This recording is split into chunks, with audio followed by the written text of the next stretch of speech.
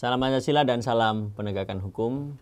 Ada kasus di Riau, sepasang suami istri ya, yang merencanakan pembunuhan terhadap ODGJ atau orang dalam gangguan jiwa. Pada awalnya suami istri ini terlilit utang sebesar 180 juta dan mereka berdua bingung bagaimana cara membayar hutang tersebut. Kemudian mereka mencari cara, yaitu dengan merencanakan suatu pembunuhan terhadap ODGJ yang nantinya seolah-olah pembunuhan itu adalah bukan ODGJ-nya tetapi seolah-olah itu suaminya yang dibunuh. Akhirnya suami tersebut kemudian mencari ODGJ di sepanjang jalan dan ketemu, kemudian dibujuk rayu, akhirnya ODGJ ini mau untuk satu mobil dengan dia, kemudian dibawa di suatu tempat, akhirnya dipukul dan menyebabkan kematian. Dari kematian itu kemudian suami istri ini mulai merencanakan rencana jahatnya. Akhirnya dibakar, kemudian seolah-olah yang dibakar itu adalah suaminya, padahal itu adalah ODGJ-nya yang dibakar, yang sudah mati itu. Dengan kematian tersebut, istrinya ini kemudian mengklaim kepada asuransi agar dana asuransinya keluar. Tetapi waktu diselidiki oleh kepolisian, mau diotopsi, istrinya ini nggak mau. Nah, karena apa? Yang jasad itu kan ODGJ bukan suaminya. Nah, akhirnya ketahuan bahwa benar yang mati itu bukan suaminya sebenarnya, tapi ODGJ-nya. Poin yang pertama, setiap orang tidak boleh memperoleh keuntungan dari kejahatan yang dia lakukan.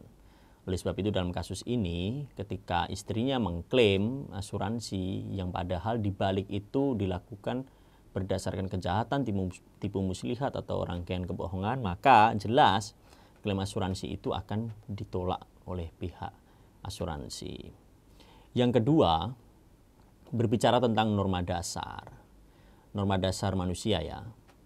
Di Indonesia, dalam tata hukum Indonesia dikenal sebagai norma dasar. Norma dasarnya tata hukum Indonesia adalah Pancasila sebagai sumber segala sumber hukum.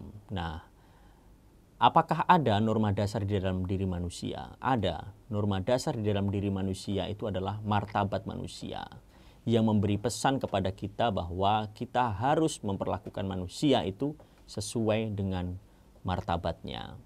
Filsuf Jerman Immanuel Kant pernah menyatakan bahwa perlakukanlah orang lain itu sebagai subjek dan bukan sebagai objek. Artinya apa? Perlakukanlah orang lain itu untuk tujuan dan bukan sebagai alat. Jadi sebagai tujuan dan bukan sebagai alat. Kalau kita memperalat orang itu berarti telah melanggar martabat manusianya. Jadi tidak boleh memperlakukan orang itu semena-mena dan tidak boleh memperlakukan orang itu sebagai alat.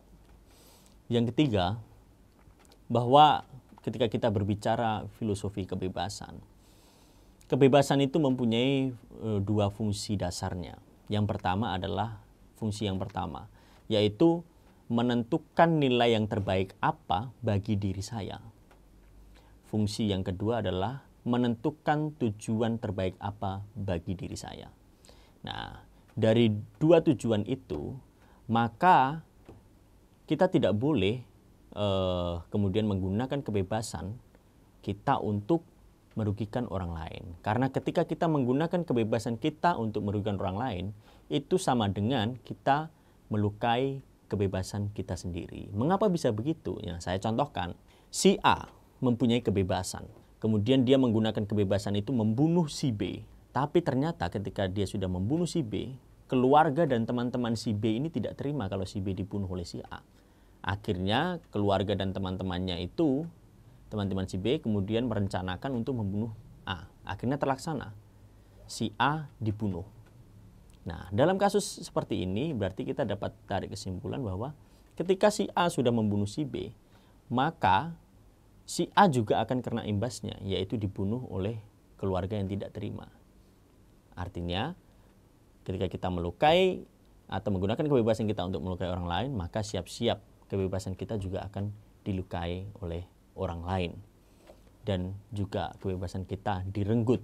Akhirnya apa? Si A tidak bisa menjalankan dua fungsi tadi. Si A tidak lagi dapat menentukan nilai terbaik apa bagi dirinya, tidak bisa menentukan tujuan sejati apa yang akan dia capai. Karena apa? Dia sudah meninggal. Nah, sekali lagi, sahabat Umat Pancasila, janganlah kita menggunakan kebebasan kita untuk melukai orang lain. Karena suatu saat kebebasan kita juga akan dilukai. Tinggal menunggu waktu aja itu kapan akan terjadi. Jadi lebih baik kita menggunakan kebebasan kita untuk memberikan makna bagi orang lain, memberikan kebaikan, memberikan keadilan bagi orang lain, agar hidup ini diwarnai dengan aman, damai sejahtera, dan itu untuk kepentingan kita bersama.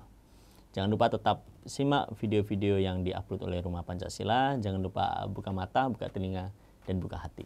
Salam Pancasila dan salam penegakan hukum.